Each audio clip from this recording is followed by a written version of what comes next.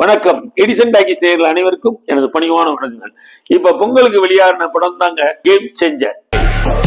என்ன பண்றான்டா அவன்? ஆதித்யா ராம்னு பெரிய ஆளு தான் தமிழ்நாட்டில் வாங்கியிருக்காரு. அந்த படத்தை ரிலீஸ் பண்ணது பாத்தீங்கன்னா ராக்ஃபோர்ட் பிலிம்ஸ் முருகானந்தம் தான் அந்த படத்தை தமிழ்நாடு முழுக்க விநியோகம் பண்ணியிருக்காரு.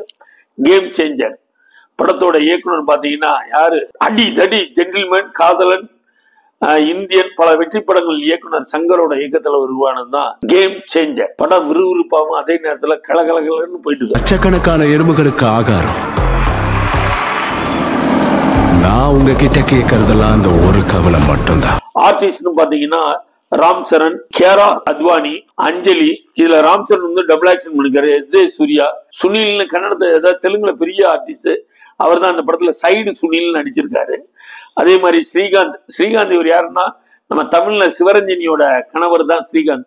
இவர் ஆந்திரால பெரிய ஹீரோவா இருந்தவர். இந்த படத்துல ஒரு சிஎம் கேரக்டர் பண்ணியிருக்காரு.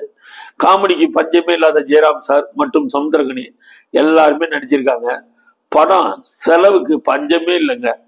ஏன்னு கேட்டீங்கன்னா படம் முழுக்க செலவு சும்மா அள்ளித்தான் தட்டிருக்காங்க. சங்கர் படம்னா சும்மாவா? எதுக்கு வருது ஹெலிகாப்டர், எதுக்கு போகுதுன்னே தெரியல. மொத்தத்துல சொல்லணும்னா முதல்வன், ஜென்டில்மேன் ரெண்டையும் மிக்ஸ் பண்ணி ஒரு படம் எடுத்து முடிச்சிட்டாங்க. அதாங்க கேம் சேஞ்சர். எங்கள் கட்சி சாதிப்பதற்குத்தான், சம்பாதிப்பதற்கல்ல.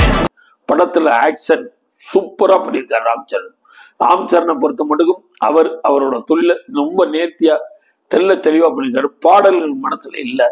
ஆனா வழக்கம் போல கதைங்கிறது தேடினா கூட கிடைக்கல. இருந்தாலும் முயற்சி பண்ணலாம். ஒரு ஓட்டு போறது என்ன ஏன்னு லாஜிக் எல்லாம் கிடையாது. எப்பயுமே லாஜிக் இல்லாத சினிமா தான். அதுல இந்த படத்தை பொறுத்த மட்டும் லாஜிக்குங்கிறது கிடையவே கிடையாதுன்னு தான் சொல்லியிருக்காங்க. எலெக்ஷன்னா என்ன, ஒரு எலெக்ஷன் ஆஃபீஸருக்கு உண்டான இது என்னங்கிறது தான் சேஞ்ச் பண்ணாங்க. அதாவது ஒரு கலெக்டர் தேர்தல் அதிகாரி ஆனா என்னென்ன பிரச்சனைகள், ஒரு சிஎம் ஆகணும்னு கூட எஸ்.ஜே. சூர்யாவோட நடிப்பு, இதை தாங்க மிக்ஸ் பண்ணி கேம் சேஞ்சர் படங்க. இதுல ஒவ்வொருத்தரும் ஆடுற விளையாட்டு தான் கேம் சேஞ்ச் பண்ணி ஆடுற விளையாட்டு தான் சொல்லியிருக்காரு சங்கர். படம் அதாவது சங்கருக்கு வந்து காதலன் முதல்வன் வரைக்கும் கதை நல்லா இருந்த காரணம் சுஜாதான்னு ஒரு பெரிய பேக் போனா இருந்தாரு. அவர் இறந்ததுக்கு அப்புறம் சரியான ஆள் அவர் கிடைக்கலன்னு தான் சொல்லலாம். இந்தியன் 2 பாத்தீங்கன்னா சரியில்லாம இருந்தது. அதே அடிப்படையிலாம். பட் இது நிறைய செலவு பண்ணியிருக்காங்க. மிகுந்த பொருட்செலவுல பண்ணியிருக்காங்க. பட் ஆனா 2 மணி நேரம் போறதுக்கு தெரியல. இன்னும் கொஞ்சம் முயற்சி பண்ணியிருந்தா கேம் சேஞ்சர் நல்ல படமா வந்திருக்கலாம். என்ன பண்றது, சரக்கு இருந்தா தானே.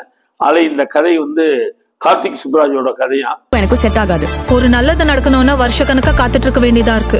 ஒத்துக்கோ மாமா. அதாவது இந்தியன், முதல்வன், அதுக்கப்புறம் பாத்தீங்கன்னா ஜென்டில்மேன், இந்த 3 கதையும் ஒன் பண்ணி இவர் பேரையே போட்டிருக்கலாம். எது கார்த்திக் சுப்ராஜ்னு தெரியல. இருந்தாலும் பார்க்கலாம். கேம் சேஞ்சர் நம்ம லைஃபை சேஞ்ச் பண்ணாம இருக்கணுமே. போய் படத்தை ஒரு தடவை பார்த்துட்டு வந்துருங்க. தொடர்ந்து பாருங்க. சப்ஸ்கிரைப் பண்ணுங்க, லைக் பண்ணுங்க, ஷேர் பண்ணுங்க. உங்களால் நான், உங்களுக்காக நான்.